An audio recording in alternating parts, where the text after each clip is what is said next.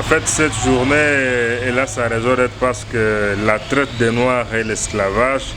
constituait une violation grave des droits de l'homme. Ce qui a fait que l'humanité tout entière continue même à regretter les conséquences néfastes de la traite des Noirs et de l'esclavage, surtout les citoyens africains et congolais en particulier, parce que cela a été une façon d'exploiter sérieusement l'homme par l'homme et ce qui a causé beaucoup plus de dégâts à travers la diminution démographique, c'est-à-dire il y a eu beaucoup de citoyens qui sont décédés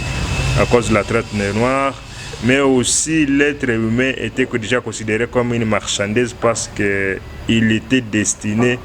à la vente, alors que déjà l'être humain qui naît avec dignité libre et égal à droit et dignité avec tout le monde ne pouvait pas être mis sur le marché comme une marchandise à vente, ce qui a fait qu'il fallait que cette traite des Noirs et cet esclavage soient combattus par tous les moyens pour remettre l'homme dans sa dignité humaine. La célébrer, pas totalement, mais ça doit être plutôt une occasion pour nous, Africains, de réfléchir sur les conditions que nous avons connues dans le passé et examiner sérieusement les conditions que nous traversons aujourd'hui. Parce que même si la forme a changé, ce n'est plus comme ce qui se faisait avant, mais aujourd'hui, il y a des gens qui continuent à être exploités dans les entreprises, dans les sociétés, dans les établissements, par les activités X ou Y, et ainsi de suite. Et donc, toutes ces différentes sortes d'exploitation de l'homme par l'homme, à travers le salaire qui n'est pas décent, à travers le pillage, à travers tout ce qui se présente, constitue une autre modalité de la traite des Noirs et de l'esclavage. Et d'ailleurs, il n'y a pas longtemps, en Afrique du Nord, les gens qui étaient à la recherche d'une vie facile, ont commencé à les vendre déjà en Libye, qui voulaient aller en Europe alors qu'ils n'avaient pas de moyens. C'est là qu'on a qualifié de sans-papiers. Donc,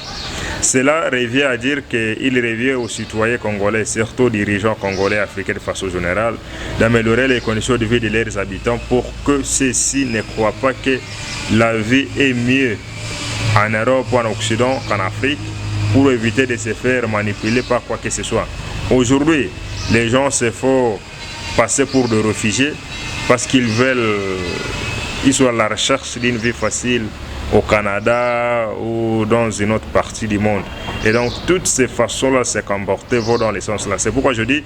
qu'on ne peut pas célébrer cette journée, mais elle doit être plutôt une occasion pour nous de réfléchir sur notre situation actuelle et voir comment nous pouvons nous libérer de cette situation qui semble encore remettre à cause l'humanité entière et qui constitue d'ailleurs une de défaillance ou une de faiblesse des régimes politiques africaines de façon générale, les Congolais en particulier. À présent, nécessaire condoléances à toutes les personnes qui sont en train de perdre les leurs dans toutes ces guerres imbéciles qui nous sont imposées par l'extérieur. Je dis à la population que chacun d'abord sache quels sont ses droits et à faire ses devoirs.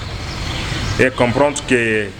l'homme se libère par la lutte, parce que dans la relation entre les dominants et les dominés, les problèmes se trouvent dans les dominés, comme le disait le prof culture. Tant que le dominé ne cherchera pas à se relever des griffes du dominant, le dominant se sentira toujours à l'aise de continuer à marcher sur les dominés. Donc, il faudra que chacun à son niveau réfléchisse sur le voisin moyen de nous faire sortir de la situation que nous subissons, cette situation de guerre. Et donc, cela signifie aussi que, je l'ai toujours dit, il faut intégrer l'armée, parce que tant que nous n'aurons pas une armée forte, notre pays ne sera pas respecté sur la scène internationale, et donc nous ne serons pas non plus capables de nous protéger, de nous défendre dans un premier temps, en attendant que peut-être les forces armées de la République viennent à notre secours. Tout ce que nous subissons à travers les massacres, tout ce que nous subissons à travers la guerre du M23, les autres même rébellions, ce sont des violations graves qui vont dans le sens plus ou moins la traite des Noirs sous une autre forme. Et à tous ceux-là qui ont déjà emboîté les pas, toutes ces rébellions-là, de comprendre qu'au nom de l'humanité et de l'humanisme, ils ne doivent pas détruire la vie des autres. Il faut plutôt protéger cette vie parce qu'elle est sacrée.